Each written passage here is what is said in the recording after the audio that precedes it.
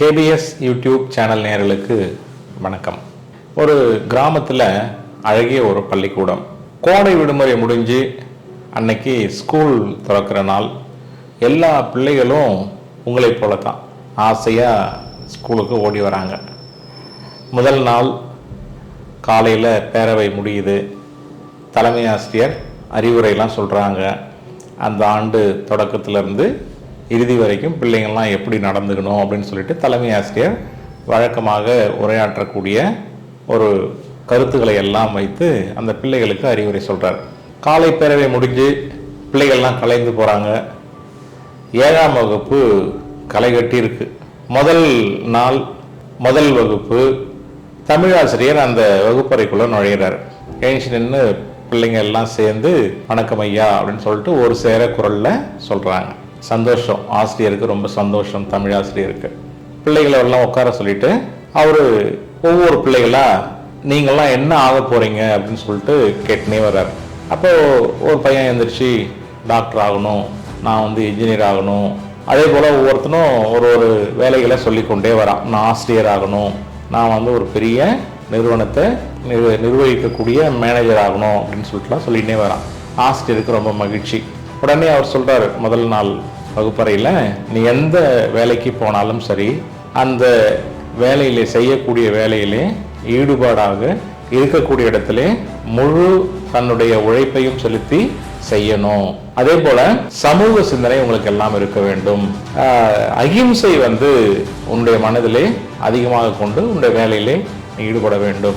அறிவாளியாக இருக்க வேண்டும். எந்த வேலையில போனாலும் சரி நீ அறிவாளியாக இருக்க வேண்டும். 3 கருத்துக்களை பொதுவாக எடுத்து சொல்றாரு. பிள்ளைகளுக்கெல்லாம் ரொம்ப சந்தோஷம்.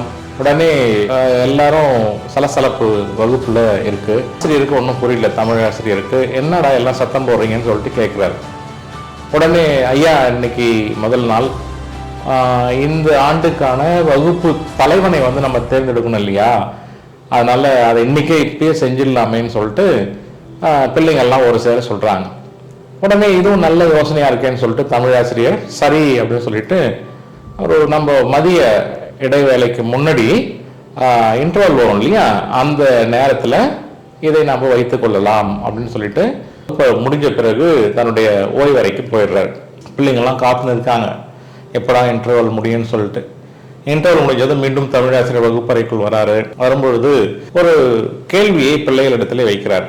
யாரெல்லாம் தலைவனுக்கு போட்டி போட போறீங்க அப்படின்னதும் எல்லா பிள்ளைகளும் ஏஞ்சி நிற்கிறாங்க. நான் தான் லீடர் ஆகணும், நான் தான் லீடர் ஆகணும்னு சொல்லிட்டு நிற்கிறாங்க. தமிழாசிரியருக்கு ரொம்ப சந்தோஷம். பரவாயில்லையே, ஒரு போட்டி மனப்பான்மை இருந்தாலும் ஒரு தன்னம்பிக்கையோட எல்லாரும் ஏஞ்சி நிற்கிறீங்க இல்லையா, அது வரவேற்கத்தக்கது. சரி, இவ்வளோ பேர்ல நான் ஒரு ஆளை தானே தேர்ந்தெடுக்கணும், ஏதாவது வழியை நீங்களே சொல்லுங்க அப்படின்னும் பொழுது பிள்ளைகளுக்கு ஒன்றும் புரியல. சரி, நானே ஒரு வழி சொல்றேன். இதுல யாரெல்லாம் விட்டு கொடுக்குறீங்களோ அவங்க நீங்க உட்கார்ந்து கொள்ளலாம். போட்டியில யார் நிக்க போறீங்களோ அவங்க மட்டும் நில்லுங்க அப்படின்னு சொல்லிட்டு தமிழாசிரியர் சொல்லிட்டாரு. எல்லா பிள்ளைங்களும் ஆச்சரியம் என்னன்னு சொன்னா உட்காந்துட்டாங்க. 3 பேர் மட்டும் நிக்கிறாங்க. அவங்க யாருன்னு சொன்னா, ஒருத்தன் பேர் ரகு, இன்னொருத்தன் பேர் மோகன், 3வது பேரு சிவா. இந்த 3 பேர் போட்டிக்கு, தலைவர் போட்டிக்கு, வகுப்பினுடைய தலைவர் போட்டிக்கு தயாராயிட்டாங்க. பிள்ளைகள்லாம் ரொம்ப சந்தோஷம். சரி, இதுல யார் வரப்போறாங்கன்னு சொல்லிட்டு ஒரே ஆச்சரியம். ஆசிரியர் அதுக்கு என்ன செய்ய போறாருன்னு சொல்லிட்டோம் அவங்க கூர்ந்து கவனிச்சுன்னுறாங்க. உடனே ஆசிரியர் என்ன பண்றாருன்னா எல்லாரையும் வகுப்புல இருந்து வெளியே கூட்டின்னு வர்றாரு. வெளியில இருக்கக்கூடிய கிரவுண்ட்ல ஒரு காய்ந்த களிமண் வச்சுட்டாரு.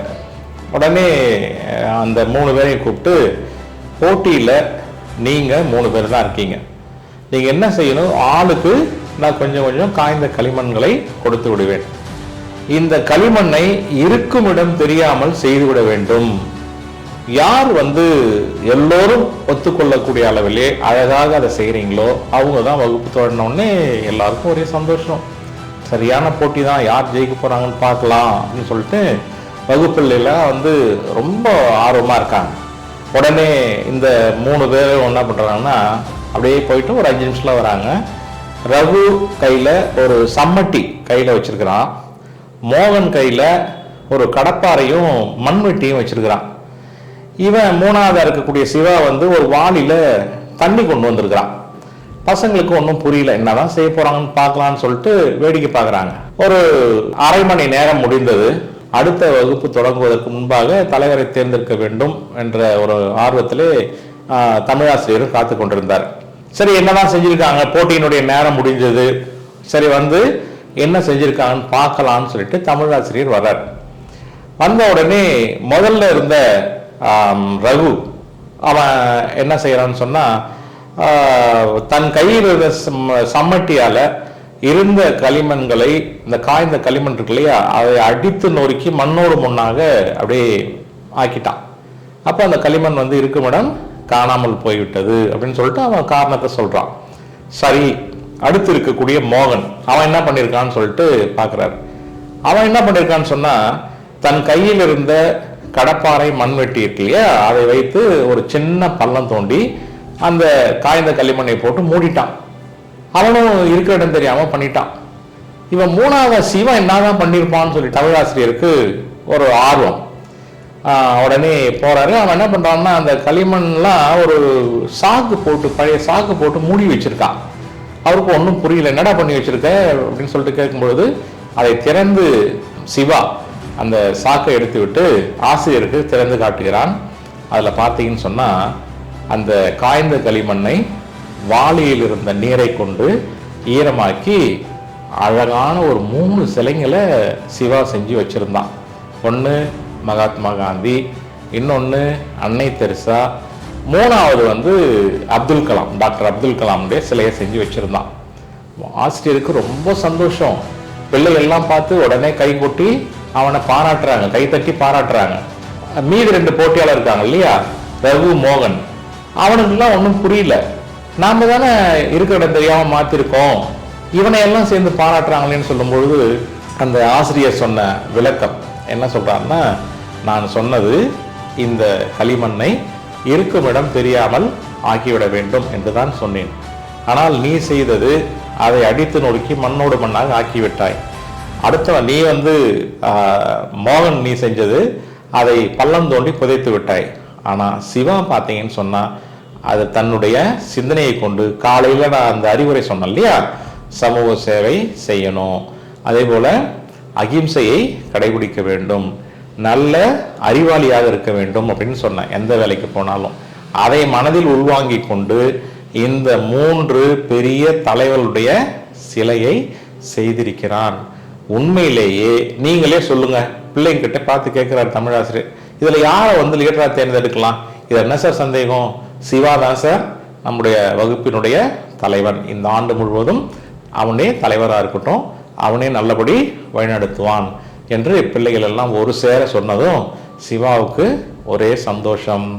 தமிழாசிரியர் அவனை வாரி அணைத்து கட்டி கொண்டு உச்சி முகர்ந்தார்.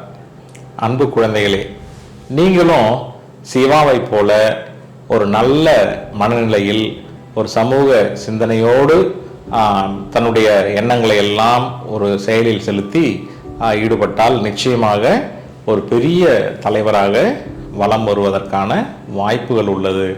பயன்படுத்தி கொள்ளுங்கள். நல்ல பிள்ளைகளாக வருவதற்கான நல்ல எண்ணங்களை, சிந்தனைகளை உங்களுக்குள் வளர்த்து கொள்ளுங்கள். நன்றி.